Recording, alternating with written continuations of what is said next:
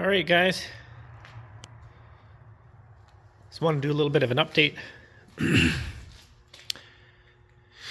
26 hours in on this little thing. And yeah, where to start? It's been pretty amazing. Excuse me. I been very impressed with it. Just love it. Great little machine. Just kind of want to do a little bit of an overview. Give you guys a little update on what's been going on with it here. Been digging like crazy this thing, and as you've seen in my other videos there, I've got that big road project going there. It's a pretty big job for a small machine like this, but nonetheless, it's been performing very well. So yeah, basically this far in, what was happening was my track started slacking off. One side and then the other, I tighten them back up.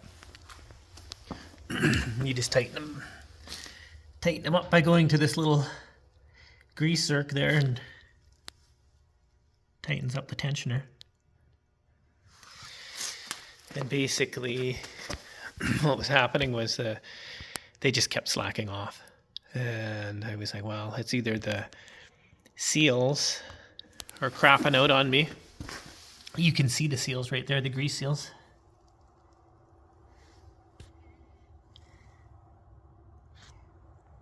And there was no grease coming out there. And there was no grease coming out the grease nipple or around that little fitting. So I was like, well, I've pretty much been here before. I've seen this before on other machines. Big machines, bunchers, and excavators. I was like, well, for sure, the cannon had a crack in the steel, was my guess. And so anyways, the first one, sure enough, I took it apart, brought it home, put it in the big hydraulic press over there, decompressed the spring in there, like compressed it all, spun the nut off, like just disassembled the whole thing, took the idler wheel off. It's all pretty easy to do. Your track's off already, right? And the only way I was able to do it, I found, was that darn blade was in the way on each one of them. So you got to extend your blade all the way down, lift the machine up, spin around, lift the other end up with your bucket to be able to get to slide the idler out without touching the blade. So yeah, took it all apart, and my suspicion was right. It was puking grease out on the end where the nut goes on, and it turned out that they just they really didn't put very much weld on there. So the weld was pretty minimal, and it just had a stress crack in there, and the grease just started to shit out there. So anyways, I ground that all up, MIG welded it, slapped her back together, and then my thoughts were, oh great, I'm sure the other side's going to do that too. Sure enough, wasn't maybe like a couple hours later, the other side did the same thing. Tried tightening it, it went slacked off again, and I was like, well, anyways, I limped her home, quite a ways away from the shop here, but I limped it home, walking in reverse there, backwards, so I was able to keep the track on. Took it all apart, did the same thing, welded it all back up, put her back together. So I was like, well, since I'm here, I might as well get right into it here and get serious on some of the upgrades thus far that I've kind of figured I should be doing. Things that were driving me a little nuts and just wanting to tune it up a bit. It's a lot of just minor stuff. Lots of minor things. But yeah, so far it's been really good. I just put a little cup holder in here.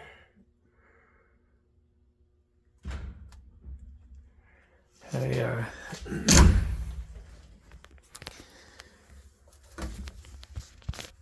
drilled another hole here just so I could put the seat at more of an angle because it was kind of straight up and down. Put some of that foam tape at the back so it didn't smash on the window. I got pretty long legs, pretty much 6 feet tall, so I needed this seat to be all the way back as far as possible and have a bit more of an angle on it there. It was pretty uncomfortable the way it was before. Just with the armrests. What else did I do inside here? I tinted all the windows. Velcro strapped all of this little mat that came with it. Velcroed it to the floor. Just so it's a lot tighter now. Stays in place. A few little comforts in there to make it a little better.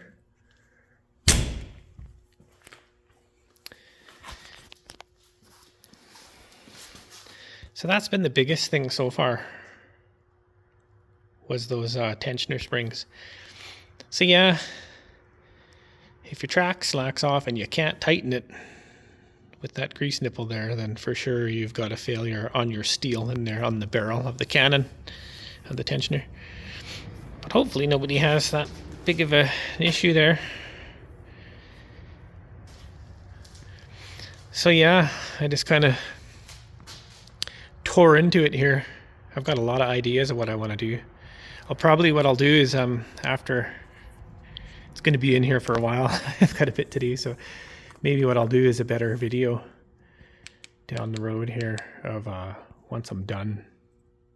But I can get more into detail on this whole cooling system and the way that pretty much all of this style of a machine comes. I've noticed how the rad and the cooling is from the factory there. I seem to have figured it out here with the way I've got this one mounted, but I can get more into that on my next video and just all the little things I'm going to be doing. I'm going to be putting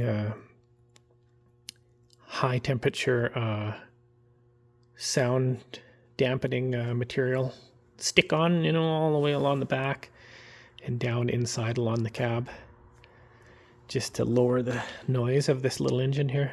I'm probably going to eliminate this piece, cut this chunk off, probably go straight out, and then just cut a hole on the canopy there somewhere. That's just more personal preference. Get rid of some of this extra heat sink down here and just get her straight out. But yeah, so far, just lots of little things I've done, like, these high areas of like where the high wear, where they're rubbing and stuff. To put like foam or hose wrap or whatever.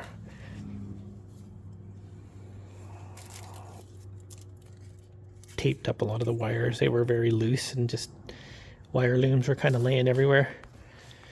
Tuned all that up.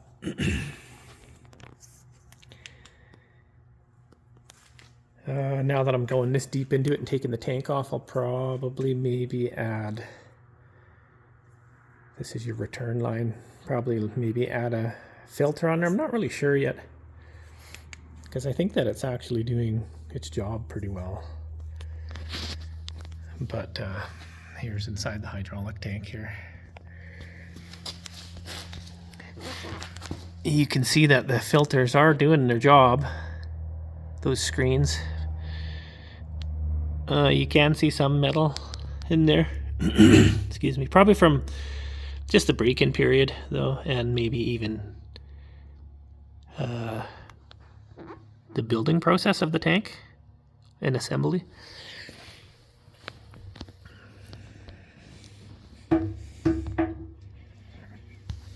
But looks pretty good overall, though.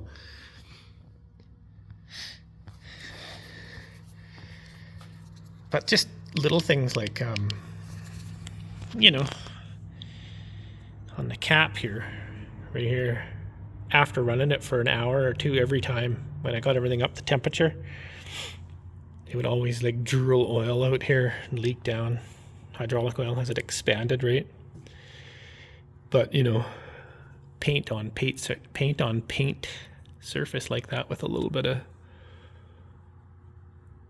gasket sealer there's not going to cut her, so probably just get this down to bare metal and put some Permatex like the real stuff on there. Should fix that. Same with this. This was leaking on me. Somebody bumped it, I think, when it was probably getting on a container coming across on a boat, and it was leaking when I received it there that day when it was brand new. I just took it apart, put some Permatex on there, straightened out the O-ring in there. A lot of little things. Drain the gas out here. But yeah, basically this whole tank comes off here. It looks pretty easy. 10mm bolt there. There's one in the front. One there, one there, one down there, two down there. But yeah, I kind of want to, that's why I've got all this tape on here. What I was doing was trying to figure out this airflow situation here. But I had this little inspection port open. It was just kind of to verify when I was running it up to up to temperature that the fans were actually pushing air around and out down that crack and around the hydraulic and the fuel tank. And it would exit out over here, the air, all of it. So I was just kind of had that sealed off, testing that there, kind of verifying that my fix to the fan did actually work. So what I'll probably do is drill a bunch of holes in this inspection cover, maybe put some instead of the regular screws and nuts, just put like some quick ones on there and be able to open that and get in there. Is going to put a ball valve, shut-off valve on the fuel line there for the future. Probably connect one in there and maybe put another inline filter in it. And then have it so I can get into that little door a little quicker, maybe use it as my grease gun holder toolbox. Yeah, so I thought it was a good time now, since I had to bring it back to the shop. I was like, I'm just going to do all the oils, check all the filter, like check the filters, get numbers off them, cross-reference them, get some ordered. That little oil filter was tough to find there. My local shop was able to order me a couple from across Canada. They're quite expensive, but they kind of look like a four-wheeler, like off a Polaris 800. Very similar, but anyways, I did get that one cross-referenced. I'm going to have to find some part numbers off of those two screens for the future. So I dropped the oil. Oil looked good. Only complaint was when the day it showed up, it was quite a ways over full. I checked that right away, so I had to drain some out of that lovely little drain plug there where it just drools everywhere down there. That's it down there. I've got to devise some kind of a funnel to like gather the oil because it just spills everywhere in there. But anyways, so I dropped the oil, put new oil in. I've got some filters on the way. Oil filter. Yeah, like I say, might do a return filter. I'm not sure on that yet, but definitely the sound dampening stuff I'm going to put all around the cab in there and down in there. And while I have the tank off, I just want to run some of that Permatex seal around the base of the cab all the way down, because when I remove all this tape, now that I've done my testing for the airflow, I don't want water dripping down and then it goes in and under the cab, you know. But lots of little personal preference things. Stuff like this, you know, there's sharp edges there. They didn't quite finish that, but it's all personal preference, I guess. Just a matter of opinion. But basically, for short, yeah, this fan on most of them is mounted here and it's pushing that way. But this engine is sucking cold air that way. So they're both fighting each other. And this little motor gets hot fast, really, really fast, as I'm sure you all are starting to see with your own. So with the two of them fighting, and you're getting like hot air boiling around in here that you didn't have proper airflow, this fan is more powerful than that one. This one's cooling the engine as well as feeding the air filter. This one was mounted over here and it's pushing that way. It was taking hot air from in here, fighting with that one, pushing it through there, basically heating up your hydraulic oil to the temperature of your engine bay and pushing it out that way. Anyways, I tested it, did a bunch of testing and then realized it was just mounted backwards, in my opinion anyways. I tried rewiring this. Well, no, I didn't really want to rewire it. I tried flipping the blade when it was on this side. And the blade acted the same even when it was flipped. So then I thought, well, I could rewire it. But I was like, I didn't really want to mess with the factory wires. Then I got looking at it more and more, and I was like, you know what? This thing's in here backwards. Because this plug was over on that side, and I noticed a big ball of wires laying there, like this wire. See, it's over there. It was kind of just laying there, and the plug-in was right here. And I was like, well, what? Why is that? Doesn't make any sense. Anyways, when I flipped it, hooked it all up, got looking, and look at that, right from the factory, the frame that's computer designed there for that wire harness. See that there? Now there's no extra wire. It runs over to here. Because anywhere I've come from, cold air is supposed to come in, cool your hydraulics as it's heading to return there to tank. Cools your hydraulics, helps feed your engine. The two fans now are working together and moving air across, as well as carrying your exhaust heat out and airflow over top of your pump, right? Anywhere I come from, that's what you're supposed to be, fresh air in and move across your engine. Anyways, that's kind of, I'll get more into that as I do more upgrades. I could do more videos, and I got more pictures of it too as well. But another thing I noticed too is, like, this is your air filter, and the only fresh air it's getting, it comes in through this built-in fan. The way I tested it too is when you start it up cold, you can stick your hand down in here. Don't turn this fan on, because this one's manual. Start it up cold. And when the engine's running, you put your hand in, you'll feel, or put a piece of tissue there, or a Kleenex or whatever, paper towel, and it'll suck it in. It'll show you that it's sucking right there. Put your hand in here and you'll feel it's blowing lots of air here. But it's cooling the two cylinders, but also the air is going up and feeding your intake. So I thought about maybe I'm probably going to put a snorkel in here up through the hood. Probably cut a hole over in here somewhere and have a snorkel sticking out, and then my new exhaust hole would probably be right there, just like every other machine, right, in my opinion anyways. So then you've got fresh air in from your little snorkel up here, fresh air moving across, cooling your hydraulics, feeding your engine, like here, helping it cool. It's getting fresh air from the top, cooling everything on the way out. I'd even thought about maybe moving this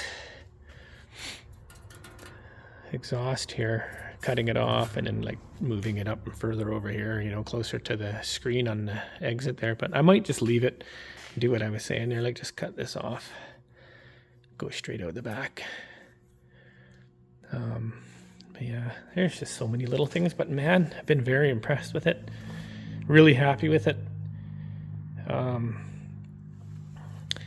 While I was on that big job up there, I noticed a gap forming between the travel motor right there. So those bolts had loosened off.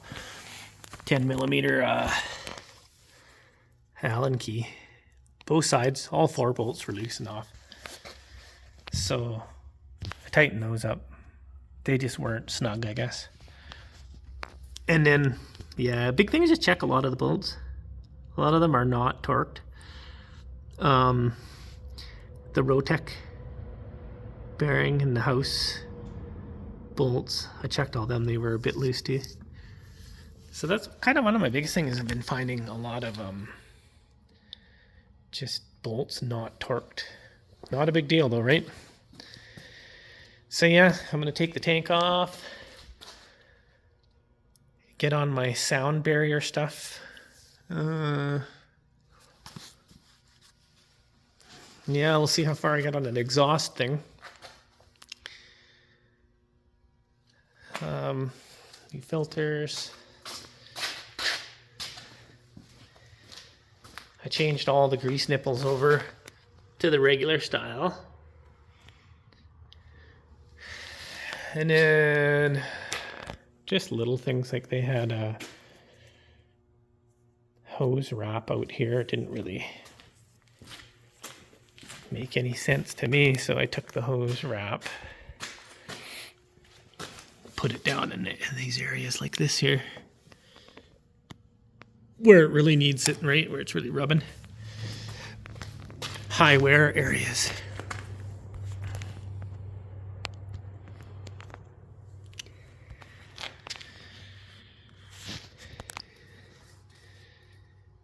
Yeah.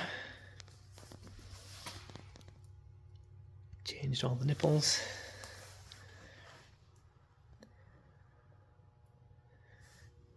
Other than that,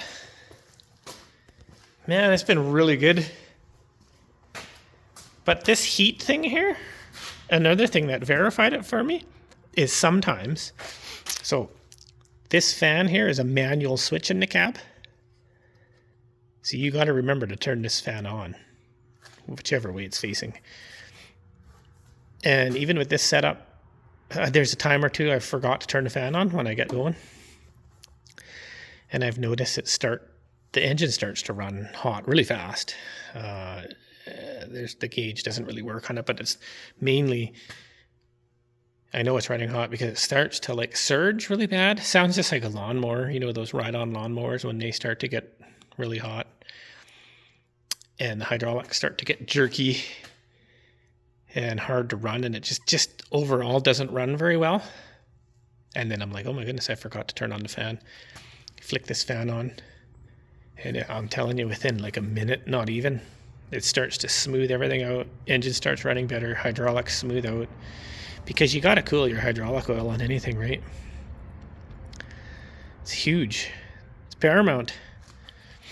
This little rectifier there too, that thing can't overheat. You know, it's just like the same as on a quad or anything.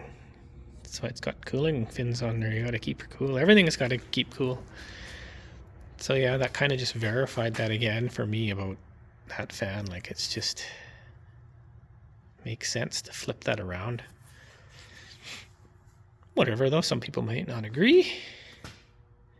I'm just giving you guys some ideas and what I find works. I'm not a very biased person. I'll run anything, man. Gas or diesel. And I don't mess around. I dig pretty hard with this thing. Running her hard. I've been just pumping the fuel through it. Taking on pretty big jobs for such a small machine. And in those 26 hours or whatever I said there, she's been performing really well. So yeah, that's paramount there, that air thing.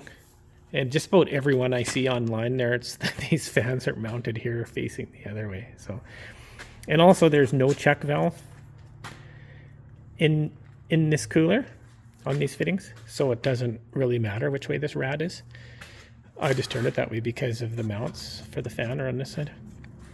All I did was unbolt it. And you can see the channels in there. It's meant to be mounted in many kind of angles. So all I did was unbolted it, flipped it, and just hooked the hoses back up. Doesn't matter the direction in here. No check valves in there. Just hook her back up. But you never know. Yours might have one. Just have to check inside. Or there'll be an arrow usually, from what I've seen on bigger machines, if there's a direction for flow. This one don't matter though. Put my little string in there. I pulled my fuel line through so I could get it back through under the cab there. There's my fuel filter. I was gonna maybe extend it and put the fuel filter in a different location, easier to get to, and probably add a second one or a bigger one maybe. Yeah, other than the oil being over full when it first showed up, everything's been pretty good. Just the fan thing and loose bolts here and there. Other than that, man, how can you go wrong? Like, that was why I went with it, was I was watching this fella online. Like, I'm not kind of new to this YouTube thing, but this fella, he was doing a bunch of reviews on these Chinese excavators, the imports, I like to call them. Yeah, and he did a lot of talking, and he really helped me, you know, make my decision on it. I was like, geez, for a guy could get one of these, you know, instead of paying $80,000 to $100,000, you can't go wrong. You could buy 3 of these, you know, for the price of one of those brand named ones. But anyways, that's just my opinion. And I thought if I could help you guys out there. I noticed there was not a lot of these MY50Rs, the AGT industrials. Haven't noticed a lot of them online yet. I know when I decided to buy it, I was YouTubing them and wasn't finding a lot. It was just guys at like auctions running them, you know, for like a 2-second video or whatever. And anyways, I got excited, went with it, you know, like to thank that guy that was on YouTube. He really helped me make my decision, watching all his videos. It was on a totally different machine, but on the Chinese imports, and helped me make my decision. I just went for it. I've never owned one of these engines here other than a ride-on lawnmower. I've never, like, I'm more of a diesel guy, but I was like, you know what? For this price, you can't go wrong. Just try it. And so far, jeez, I've got some major projects done already. Yeah, I've had some, that's a pretty big breakdown, that one there. Like, if you don't have a press or some kind of something to take that nut off the end of there, it's kind of a big job. But it's not impossible. And then the welding, you know, if you can weld or not, or I'm not no pro, but I just get her done. But if you got someone to help you with a welder. But I mean, I've been digging like crazy with this thing. I mean, look, the tooth, I wore out the one tooth on the left side already from digging on that side hill. 26 hours. It's not wore out, but 26 hours, that's a pretty, you've been digging. But yeah, I'll see if I'll end up putting that exhaust out here. Now is my time to do it if I'm going to be down doing all this other stuff. But that's all I got for today. Like I say, I'm pretty new to this YouTube stuff. I wasn't going to really do a lot of talking videos, but I guess I got to start somewhere. And if it helps one of you guys out there that is buying one of these MY50s, you know, well, then that's awesome. Share and learn as we go. Anyways, I'll get more into my upgrades as I go here, as I get my parts coming in and stuff, and waiting on some orders. Thanks for watching, guys. I'll try to get better at this. Thanks.